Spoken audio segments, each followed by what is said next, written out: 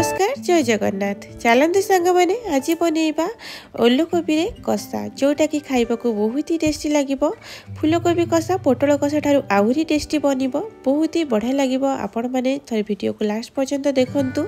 वीडियोटी भल लगे लाइक करेंगे, शेयर करेंगे, सब्सक्राइब करने को जमा भी भूलें। तो प्रथम ये ओलकोबी को आम यहीपरी साइज कर काटी नवा और चोपा छड़ाई नवा। तापर देखी नियंतु यहीपरी भाव छोट छोट करके काटी नेबे, जहाँफल कि आपण मानकर ओलकोबीटी बहुत जल्दी सीझीज। मु आलू को भी समान साइज करके काटी नहीं। तापर ओलकोबी आलू को भल भाव धोई नवा। तापर ये मसला प्रस्तुत कर नवा। मसला मुझे नहीं रसुण, तापर ये नहीं अदा, तापर ये देदेवी जीरा धनिया। ये मु मसला को बाटी नहीं। तापर ये मु कढ़ाई बसई नहीं। प्रथम आम ओलकोबी और आलू को सीझे नवा। प्रथम मुझे ओलकोबी के दे देइछि। तापर ये देदेबा पानी लुण देकी 5 मिनिट सीझे नवा। 5 मिनिट पर मुझे आलू देदेवी। आलू दे सारा आ 5 मिनिट आम सीझे नवा। देखी नियंतु ये ओलकोबी आमर भल भाव सीझी गला। आम ओलकोबी को एबे खोली दबा गोटे प्लेट रे। तापर कढ़ाई रे देदेवी अल्प तेल।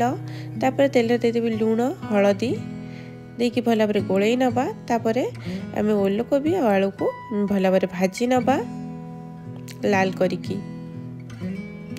देखी नियंतु ढांकी यहीपरी भाव में भाजी नेबे।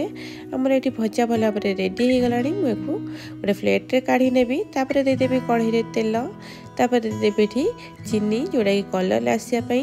तापर ये देदेवी किसी गोटा गरम मसला। तापर देदेवी पियाज। पियाज देकी आम भल भाव भाजी नवा। तापर देदबा ये टमाटो। टमाटो देकी तापर आम भल भाव गोलई नवा। टिके सफ्ट होगापी ढांकी सीझे नवा। टमाटो टिके सफ्ट हो गले देदबा लुण हलदी देकी भल भाव गोलई नवा। तापर ये आम मसला देदबा। मसला दे सारा आम भल भाव गोलई नवा। तापर आम ढांकी छाड़ीदबा मसला टिके समय सीझापी। देखी नियंतु मसलू ये तेल बाहर स्टार्ट हो गला। आम मसला को भल भाव गोलई नवा। तापर अल्प पानी देके मसला को भल भाव कषि नवा। तापर आउ 5 मिनिट मु ढांकी छाड़ी देथिली। एठी मु देदेवी करी पाउडर देके भल भाव गोलई नेबी। तापर एठी देदेवी लंका गुंड जोटा कि काश्मीर रेड चिली पाउडर नहीं बढ़िया कलर आसवाई देकी आम भल भाव गोलई नवा। देखी नियंतु केते सुंदर भाव कलर आसीगला। आमर तो मसलाटी बढ़िया भाव कषि ये आम जो ओलकोबी आ आलू को भाजिकी रखी ताकू देदबा। दे सारा आम भल भाव गोलई नवा आ बढ़िया भाव कषि नवा। मु ढांकी ये 2 मिनिट ढांकी नहीं आपर भाव कषि ने। प्रथम देखी नियंतु मुझे भल भाव कषि नेबी, भल भाव गोलई नेबी। तापर ये पानी देवी। पानी देकी आम आउ 5 मिनिट ढांकी छाड़ीदबा। देखी नियंतु ये आमर बढ़िया भाव सीझी जाइए ओलकोबी आ आलू।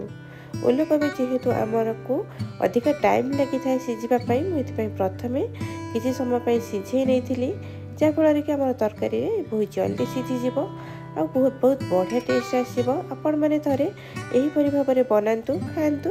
तापर आम ये देदबा लास्ट रे धनिया पत्र देकी भल भाव गोलई नवा। देखी नियंतु आम तरकारी केते सुंदर भाव में बनी जाइए। गोटे प्लेट रे काढ़ी नौचे। आपण मैंने जेकोसी राइस आइटम सहित हो रुटी कि पराठा सहित आपण मैंने बहुत एंजॉय करके खाइबे। बहुत ही बढ़िया लगे। आपण मैंने थे यहाँ निहाती बनातु। भल लगे लाइक करते, शेयर करते, सब्सक्राइब करने को जमा भी भूलें। रही जय जगन्नाथ।